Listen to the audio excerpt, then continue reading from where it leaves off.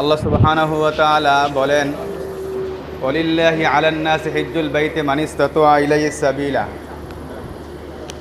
আল্লাহ সুবহানাহু ওয়া তাআলা যাদেরকে তৌফিক দিয়েছেন, অর্থ দিয়েছেন, ধন সম্পদ দিয়েছেন, তাদের জন্য আল্লাহ তাআলার ঘর বাইতুল্লাহে যাওয়া ফরজ করে দিয়েছেন। আমাদের ইসলামের যেই 5টা স্তম্ভ রয়েছে তার মধ্যে হজ হচ্ছে একটা অন্যতম ফরজ ইবাদত। আর এই ফরজ ইবাদতের জন্য আনাস ট্রাভেলস একটি বিশ্বস্ত প্রতিষ্ঠান আপনাদের সাথে আছে, আপনাদের সাথে ছিল এবং থাকবে।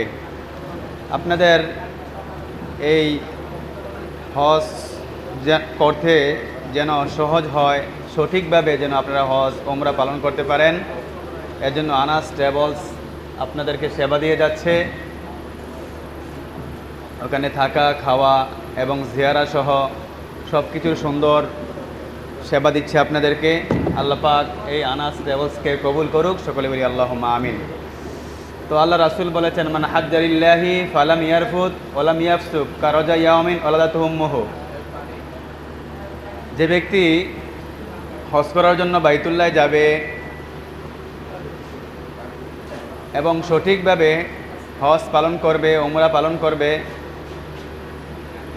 এবং অশ্লীল কোনো কাজ করবে না, অহেতুক কোনো কাজ করবে না, ফাহশা কোনো কাজ করবে না, সে ব্যক্তি মায়ের পেট থেকে যেমন বাচ্চা ভূমিষ্ঠ হয় মাসুম হয়ে, কা রজা ইয়াউমিন ওয়ালাদাতুহু উম্মুহু, সে যেন মাসুম হয়ে বাড়িতে ফিরল।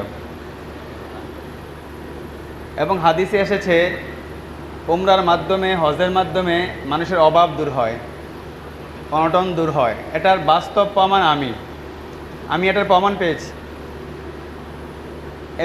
বাহ্যিক দৃষ্টিতে চর্মচক্ষুতে দেখা যায় যে হজ করতে টাকা লাগে, ঠিক কি না? উমরা করতে 1,20,000, 30,000, 50,000 টাকা লাগতেছে। আর বড় হজ করতে আমাদের সারা পৃথিবীর মধ্যে সবচেয়ে বেশি টাকা ব্যয় হয় আমাদের বাংলাদেশে। এটা আমাদের সরকারের ব্যর্থতা। আশা করি সেই ব্যর্থতা কাটিয়ে উঠবে সরকার। তো যাদেরকে আল্লাহ পাক ধন সম্পদ দিয়েছে, আমরা বেশি বেশি হজ করব, বেশি বেশি উমরা করব, তাহলে আল্লাহ পাক ধন সম্পদের ভিতরে বারাকা দান করবে। এটার বাস্তব প্রমাণ আমি পেয়েছি। ধন সম্পদের ভিতরে যে বরকত হয়, এটা আমি পেয়েছি। আপনারাও যারা আছেন, আপনারাও পেয়েছেন।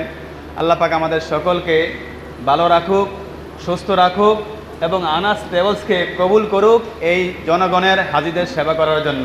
সকলে বলি আল্লাহুম্মা আমিন। আসসালামু আলাইকুম ওয়া রাহমাতুল্লাহি ওয়া বারাকাতুহু। ধন্যবাদ।